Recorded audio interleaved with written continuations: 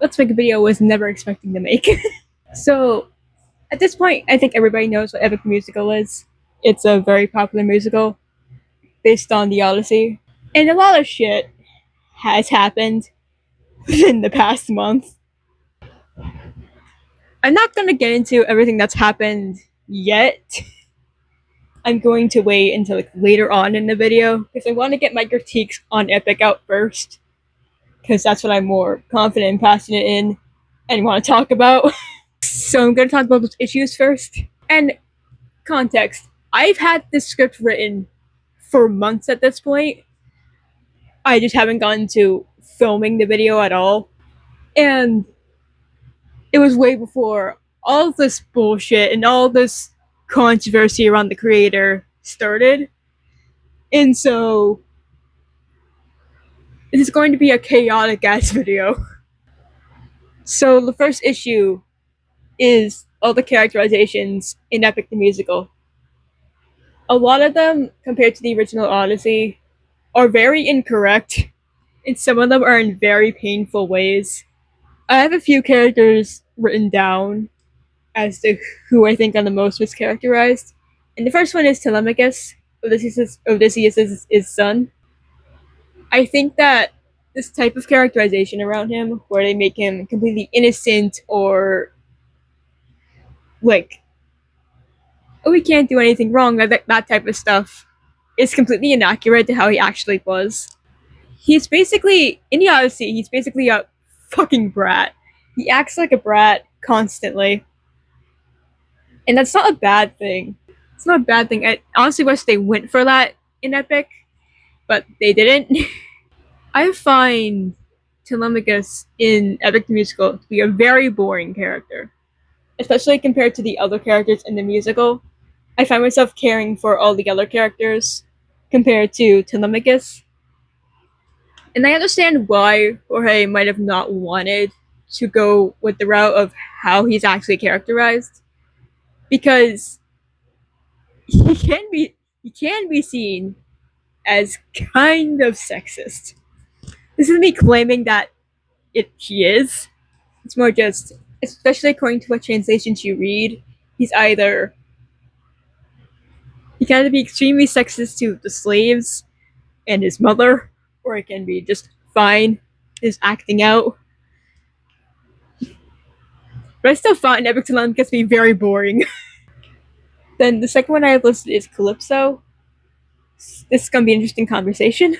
Calypso, in the original Odyssey, is the goddess or nymph or whatever you want to call her that trapped Odysseus on his island for I think 7 or 8 years. And in the Odyssey, she's mostly like manipulative, an abuser, rapist. And Harai just removes all of that, and I literally don't know why. There's no explanation that I can think of that would make this make any sense. Come back. Calypso is awful. She just is. But Epic makes her almost defendable, which is awful. She's a rapist. She's terrible. She's not written to be nice or anything good in the original Odyssey. And we're not going to have the conversation of whether that's because of sexism or not, because I honestly don't think it is, and I want to get into the conversation. But it's like, I don't understand why Jorge wrote her like this. Especially since in one of his. It was in one of the videos he made around the time that the Vengeance Saga released. And I'm not quoting this verbatim. I have not watched that video since it first came out. But he said something along the lines of Calypso is characterized like a child in an adult's body, which is weird no matter how you think of it. And maybe I'm misremembering, but I swear to God he says something like that. And that's not a good thing to say, especially about an adult who sexually assaults another person. Because, okay, do you know the movie Old? The movie by M. Night Shyamalan that like As like it's where the beach that told you that turns you old joke came from that a lot of people say. I hate that movie. It's not about this isn't about the movie, but there's like a notorious scene where there are two children on the island that and grow up and have sex, and one of them gets pregnant. It's a very disgusting movie. They don't, as far as I know, don't go into graphic detail about what happened, but still, fucking disgusting.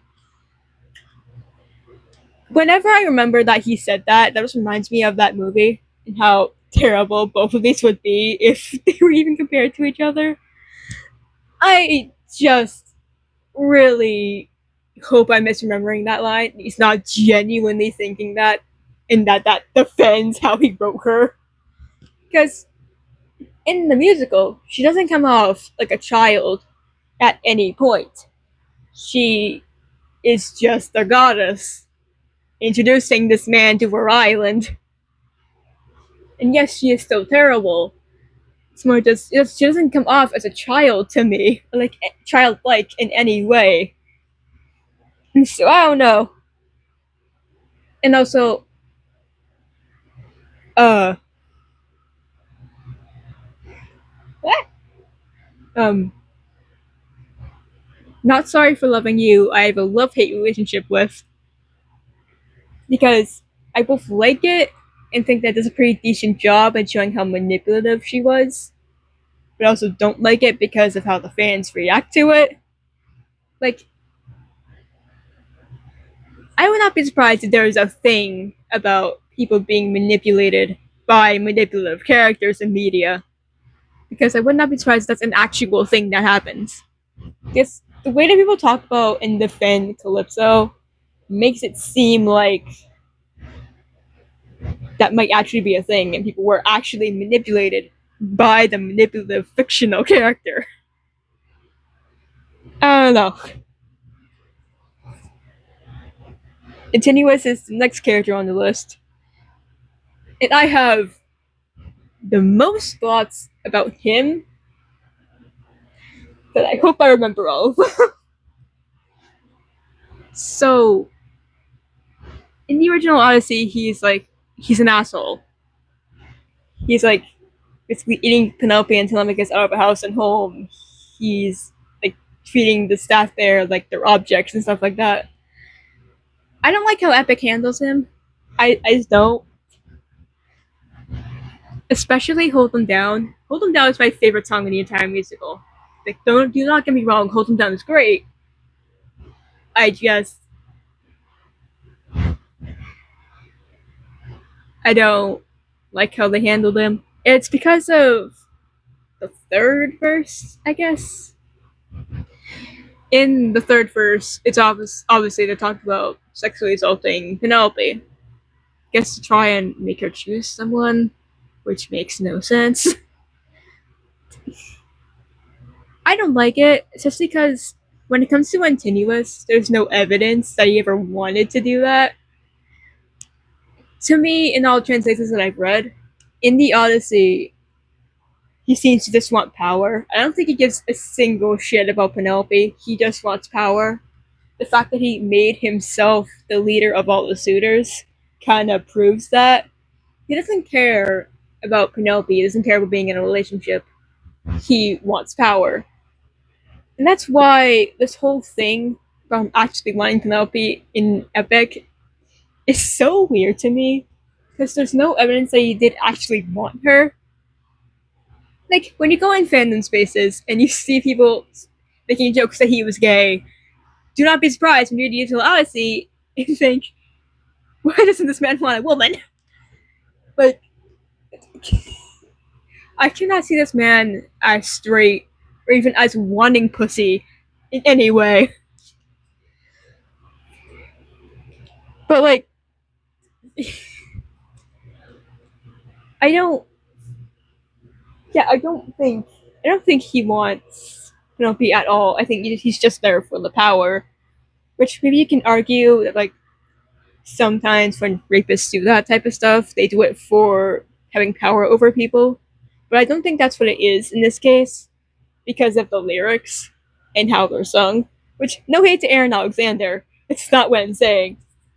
The more, like, the way that the lines are delivered sounds way more like he wants to fuck her than he wants power. It's like a romantic undertone to it. It's very weird. And just talk about like the kin and stuff. The fan, I guess the fan song is what I was gonna call it.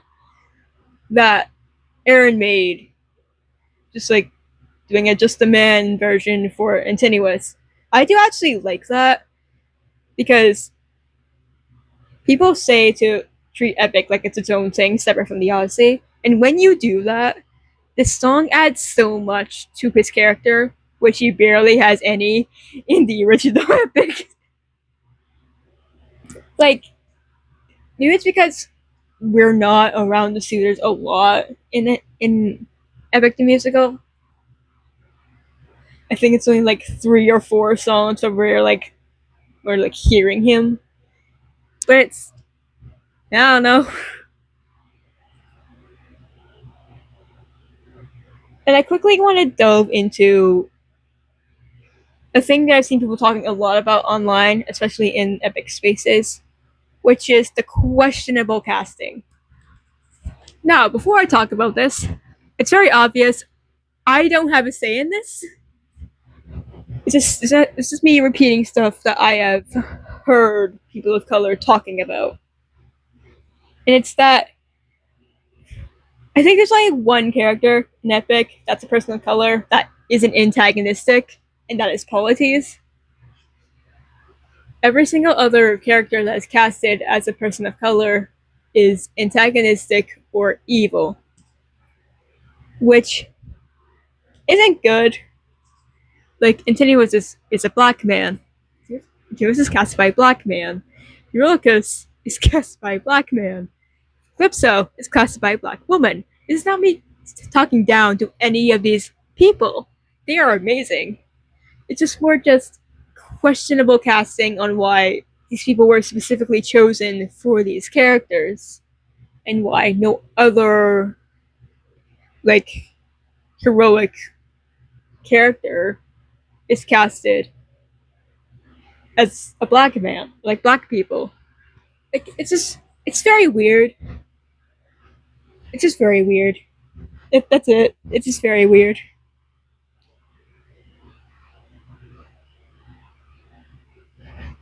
I'm gonna move on to the writing. This is more about the lyrics than it is the story. I will get into the story, but it's more about the characters. I mean, the lyrics. uh, but the lyrics for 2 songs specifically that I pointed out, which is Sing Song Strike and Odysseus, are very weak, especially when Jorge tries to make Odysseus intimidating. The lyrics come off very cringeworthy to me. I don't I don't like the lyrics here. The "you're going to call off that storm" line just reminds me. It makes me think of a toddler trying to get his way, and that's not what Jorge was trying to do. He was trying to make Odysseus sound more intimidating, to try and intimidate Poseidon, stuff like that. But it doesn't come off as that. It doesn't. It just doesn't. And the next to my wife line is similar. That doesn't sound cool. It almost killed me laughing when I first heard it. Which was very surprising when I went online the next day to hear people talking about how how cool that line was and everything. It's not cool. It's not cool. It's just not. And Odysseus, I guess I can give like sort of a break to. Granted, I haven't listened to that song in a while, and probably won't. But it's it's very interesting in its lyrics. It's, again, I find a lot of it edgy. I find these lyrics edgy. Like, the voice that Jorge sings it in doesn't make it any better. Like, both the voice and both the voice and the lyrics don't make these lines sound any better than they would have. I don't know. It's not good. Okay, here's the story. I hate Act 2. I hate it. I hate it. Not even from like a accurate to the Odyssey standpoint. From an enjoyer of story standpoint, I hate it. It's such a fucking mess. Like, such a mess. It's kind of someone who wants to write stories. It's such a mess. Like, okay. It's just from memory. I have not listened to the entirety of Epic in a while. It's from memory of what I read from the script when I made these jot notes. So, with we start with Odysseus talking with a siren for some reason. And I'm not gonna get into like the conversation of whether the sirens are accurate. I don't give a shit. Even when that conversation was happening, I didn't give a shit. I never did and never will. I don't care about its accuracy when it comes to how sirens are used. I don't care. But then he just straight up tortures and kills them. And I don't know why. Like, the only reason I can think of for why this happens is for shock value, which surprises me because I didn't think that Epic the Musical would be a media that would use shock value. From weird ass horror movies, yeah, often. From Epic the Musical? Why?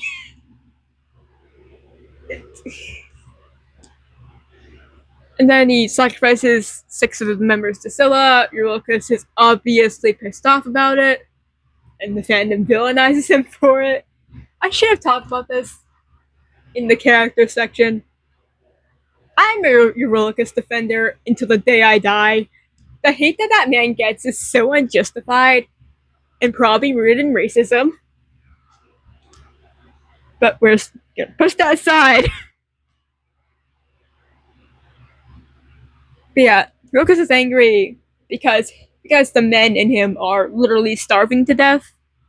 He kills a cow that he wasn't supposed to kill because it was Helios's cow, and they try to get away. Zeus gives Odysseus a choice on whether to leave the crew alive or kill them. He chooses to kill them. And that's over. Then we go to Ithaca for when we meet Telemachus, and don't see Penelope at all for no reason. This is one of my main issues with Epic, that they have female characters but don't utilize them. And Penelope is a good example. We only hear from her in actuality in like 2 songs, 1.5 if you don't count hearing her really at the beginning of Would You Fall in Love with Me Again, but I'll say 2. And I'm not talking about the siren or this is hallucinating her, specifically when she is there physically. I don't get it. I don't get it. But then we meet the suitors, Low Wolf happens, and I really have a lot of thoughts on the song. I was actually let down by it when I first heard it.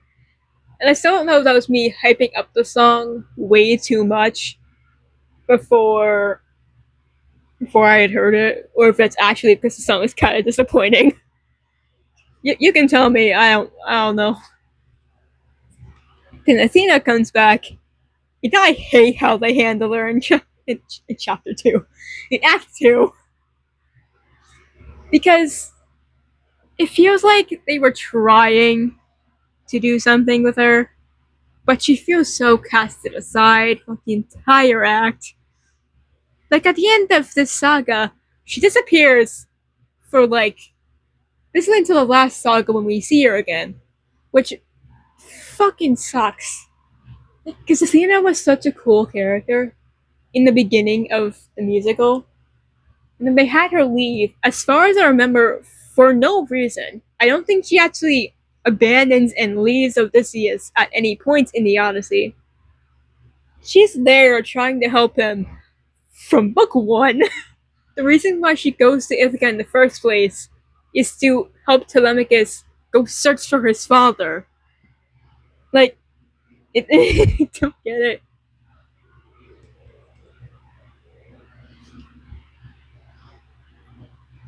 And I don't know. She like tries to help Telemachus in the song, but fails, which I'm kind of happy about. You know, I don't hate that he got help, but it feels like such a cop out because it feels like a cop out. Like you're telling me that this Greek prince isn't able to fight by himself and literally had to learn on the spot. There is no way this is the first time that he's called the suitors out on their bullshit. There is no fucking way. There's no way he's staying up in his room 24 fucking 7 because he's too scared of getting his shoes wet. There's no fucking way.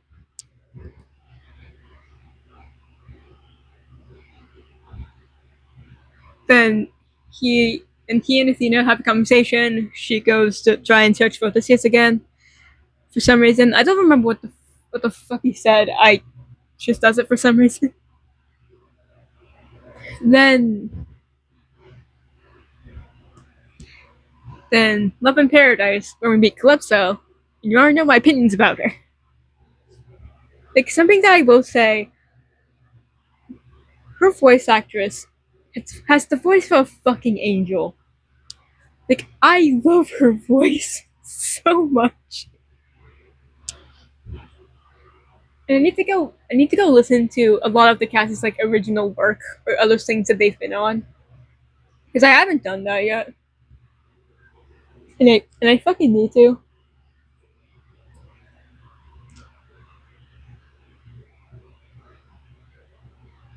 But so you know this is talk and you just stay there. Okay, let me rephrase that. I before people attack me. I know he doesn't willingly stay. They make it clear in the song and it's clear in the Odyssey. He does not willingly stay. I know that.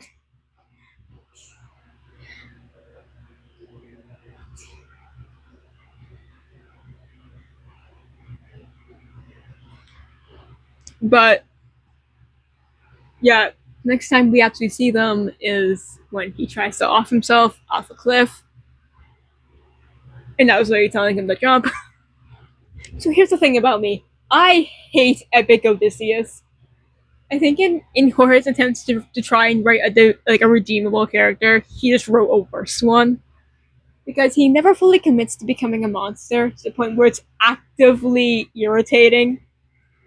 You're telling me I'm supposed to root for this man that willingly tortured and killed sirens for no reason? The reason he gives in different beasts is literally, oh, so I can help the other one. The other sailors are gonna come. Why do you care? Like, genuinely, why do you give a shit? Or you show later on in the saga that you don't care for anybody but yourself. Why do you care? I gotta turn down the volume of this microphone at some point.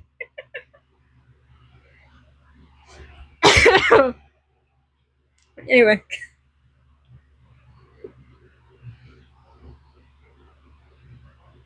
Probably.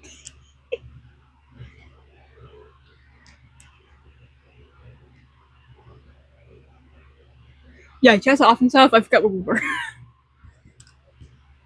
He tries to off himself. But still tries to tell him not to. I don't think she's being manipulative here. I think it might more be she's actively worried about this man that's trying to take his own life type of thing. I don't think it's more of a, oh, I won't have a fuck toy anymore. It's more of a, please don't type of thing.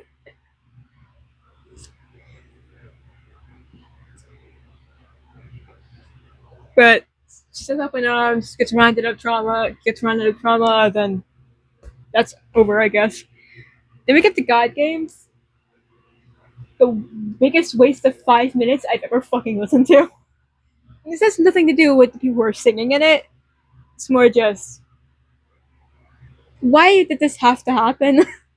Like, I get that Jorge wanted to get the whole, oh, Athena asked for permission for the sis to leave thing, but I don't. It's just a waste of 5 minutes. They don't have this fucking battle. The battle does not happen. Where are you getting this from? I don't know. It's weird and irritating, and I don't get it. But yeah, she might be dead. Who knows? I never got that. I never really did. Like, because you have people who have common sense and be like, gods can't be killed, immortals can't be killed. They literally say that in the previous song. Like, I don't get it. I don't get it. I don't get it. Then I'll start loving you. Here's the thing. I don't get the Odysseus saying that he loves Calypso thing. I don't get it. My only guess is that maybe it's because she was manipulating him so much that was like this like this generic response. That's not the word. I don't know the word. What is it? Trauma response. There it is. That was his like trauma response for like how long he's been there and how long he's been manipulated by her. If that's not it, I don't know why he does it. Because I've seen people say like, "Oh, he means just as friends." Why would he care for her? Like, why would he? I don't think he did in the Homeric Tales. I don't think he gave a shit about her. And you can't like say like, "Oh, he talked about her so positively," when he's telling the tale to the Fishians. I don't think that was serious. I think that was more just like as a matter of fact thing. Like, I think it was more of a thing that Calypso is attractive as a fact. That's the point.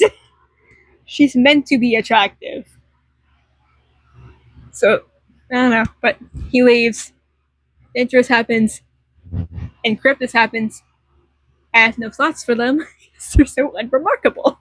It's so weird how such like a character had such a good intro song, had such a boring second song.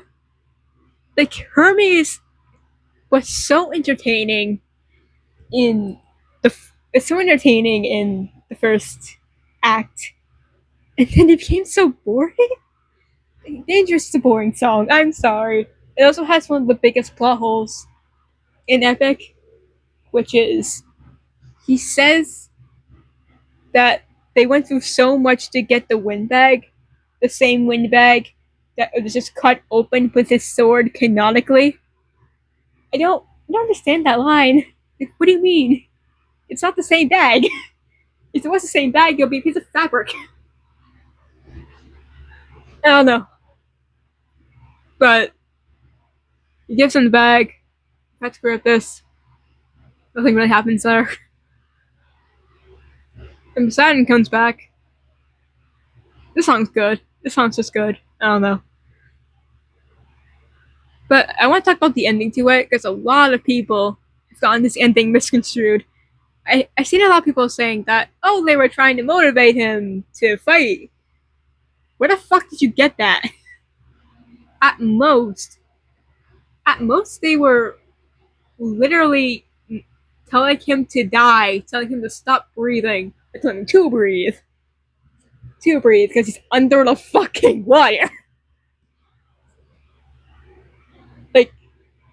They're not encouraging him in any way.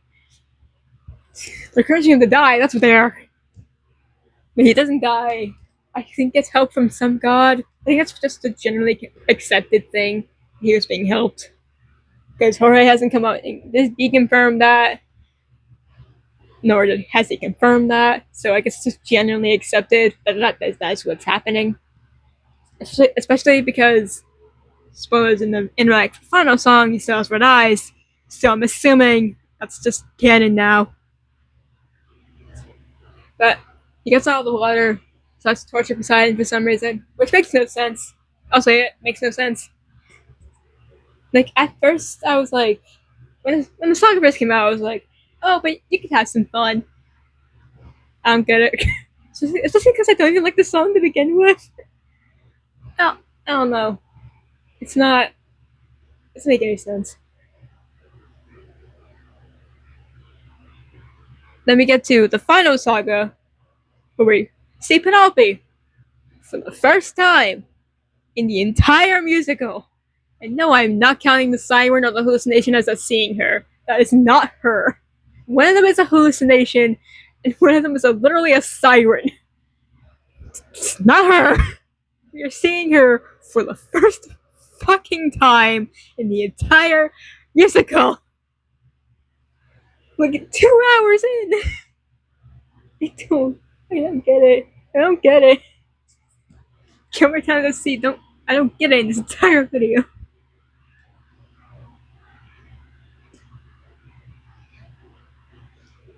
But she talks about a challenge that Jesus there is a challenge that whoever can string the bow and shoot it through like 12 axes will be her husband, which does happen in the Odyssey. And they do all try to string the bow in the Odyssey. But here's the thing: that Epic did not have to include this. This is like an important thing. But I want people to know, in the original Odyssey, Telemachus tried to string the bow and almost succeeded. There's more additions to why him not knowing how to fight makes no sense. But Hold 'Em Down happens. I've already talked about Hold 'Em Down, where I say with basically all my opinions. It's a good song. Don't get the third verse. Then Continuous dies. I'm worried for Aaron. Like, how he is really good at pretending to be choking on his own blood. To the point where I'm kind of worried. Then Odysseus happens. I don't know about the song. The least Jorge could have done is make the events accurate to when they happen. Eurymachus trying to lie himself out of death should happen at the beginning and not near the end. I don't know. Also, this genuinely irritates me. Why is the only slave that you include in the entire musical changed to be a suitor? Why? There's no reason for it. You are almost there. That is one of my pet peeves about Epic as a media. The fact that they don't include the slaves when they go to Ithaca. Some of the most important characters. Like, for context, Lenthius, which is the guy who's giving all the women to the suitors, was a slave. He was a goat herd. He just sided with the suitors to not get killed. And I don't know. I also kind of wish that he went out in the same way they did in the Odyssey, because it would have been such a gory combat callback. In the Odyssey, basically it's tortured to death.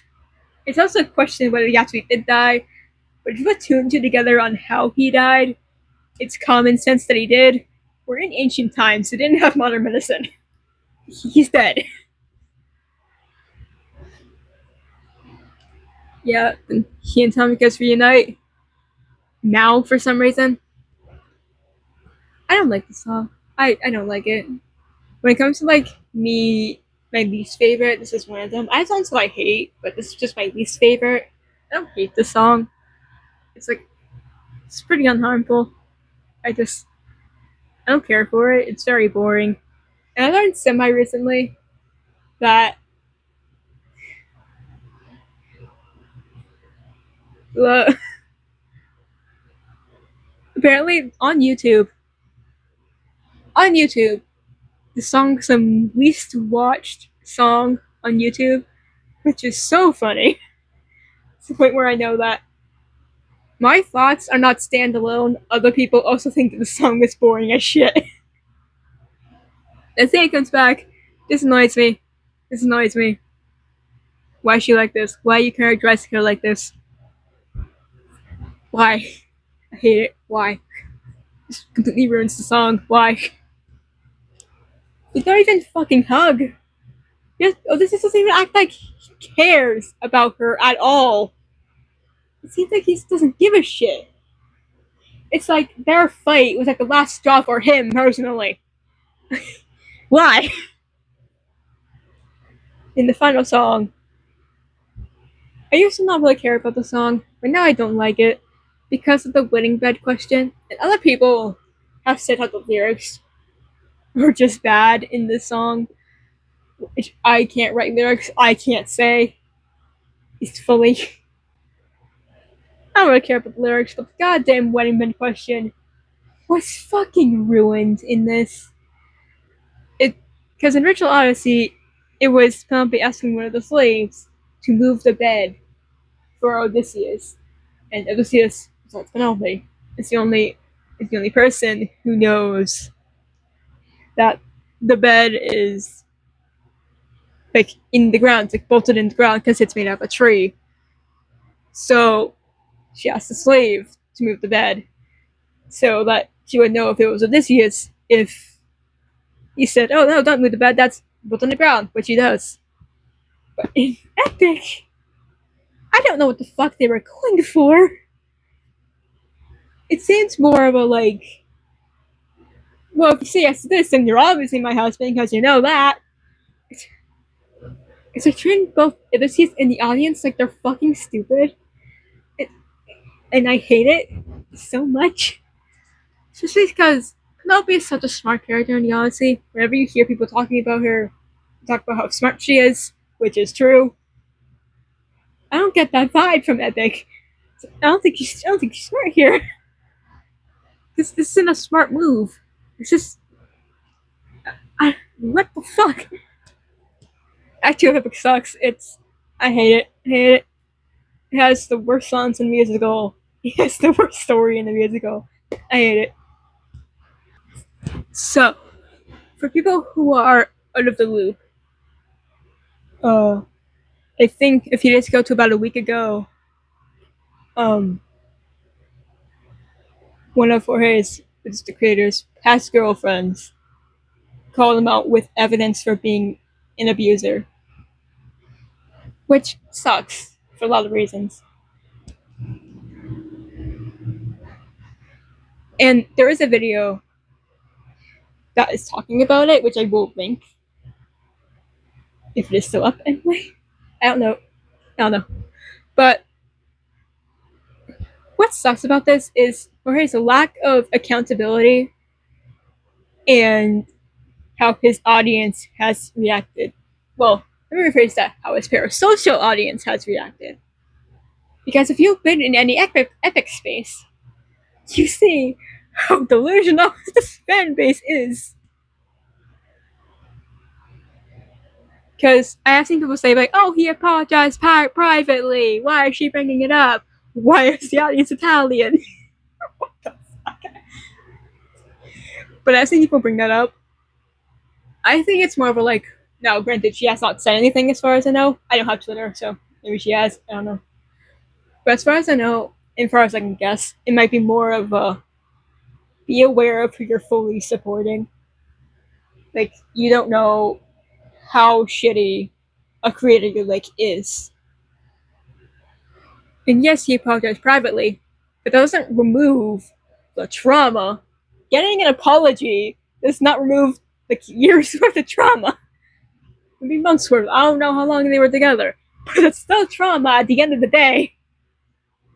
So, imagine getting abused And once your abuser says, I'm sorry, you're expected to completely forget it. It's not how it works.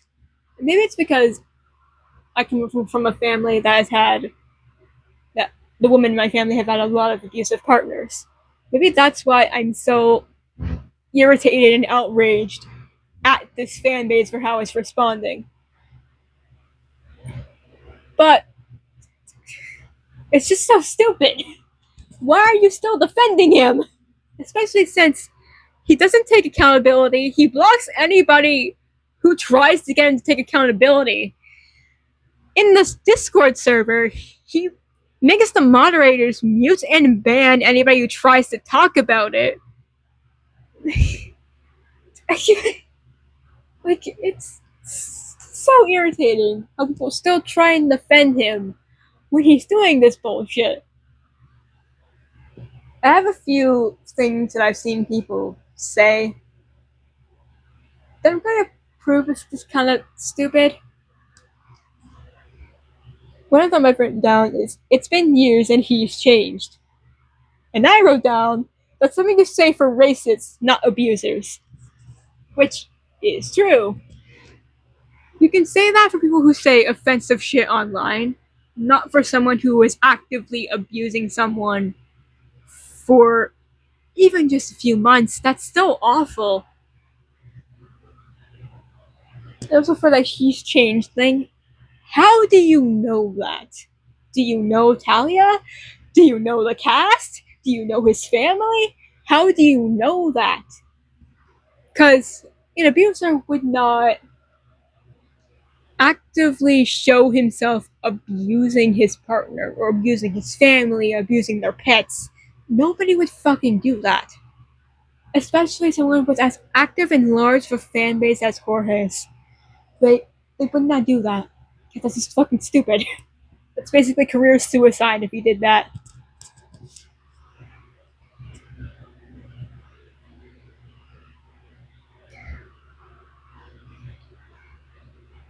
And something else that I've seen people say is that she needs to move on. Which found to kind of got into.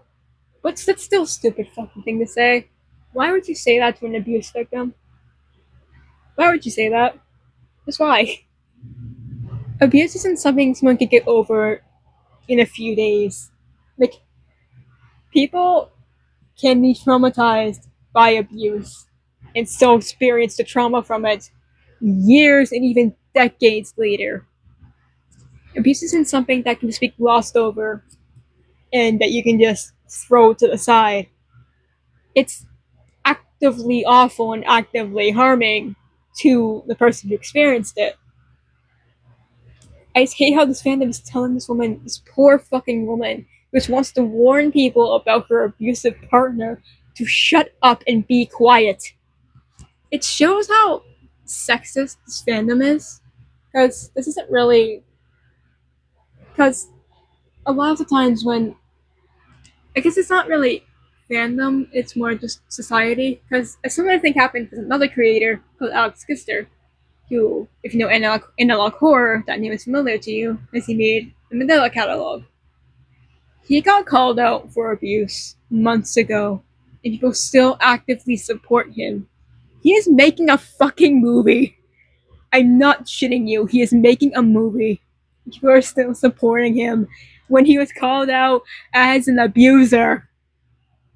It seems like the way that the internet thinks is that as long as their favorite creator didn't rape someone, isn't a racist, isn't homophobic, transphobic, xenophobic, or anything else, then then it's fine to keep supporting them. It's just actively stupid. Like, it's stupid. It's just stupid. Stupid. I've also seen people saying that, oh, it's not our place. We can say that for like any other YouTuber that's been cancelled. You can say that to the pedophile YouTubers that have been cancelled. You can say that to the users that have been cancelled. You can say that to the racists that have been cancelled. You can say that to literally anybody that has been cancelled online. It's not our place to judge what they do in their personal lives. So why are we canceling them? It's fandom. It's irritating.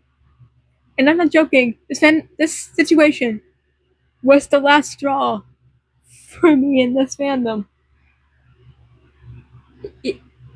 It was what made me so maybe leave the Discord, block anybody that supports Jorge, and I am on the verge of blocking the epic tag. I'm blocking it as soon as the situation is over and we have an ending.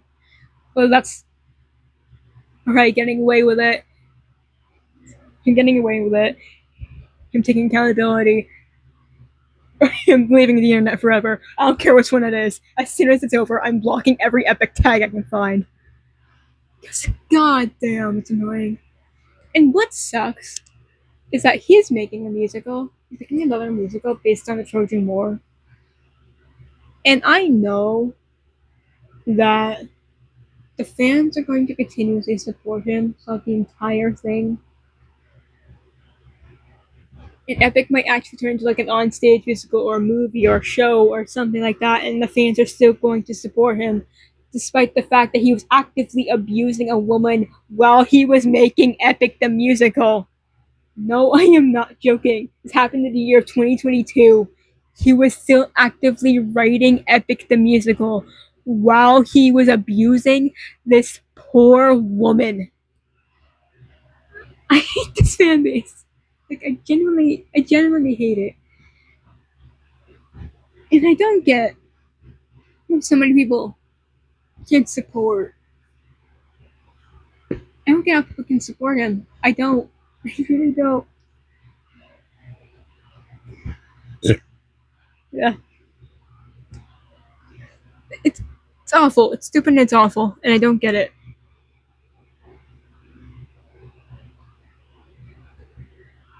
I don't know. It's basically it. More people have talked about the situation in detail, including the victim. So if you do want to like go and spread support to the victim, I'd highly recommend that because she's going through a fucking lot right now, considering the amount of death threats, hate that she's been getting, speaking out against the abuse that she's been through. It's fucking awful. It just is. And again, I'll have that video that I was talking about earlier linked in the description. That if you want to know the in-depth accuracy to the situation, I'll have it linked. Go and watch it. Let's hope you have some common sense and we'll see past delusions.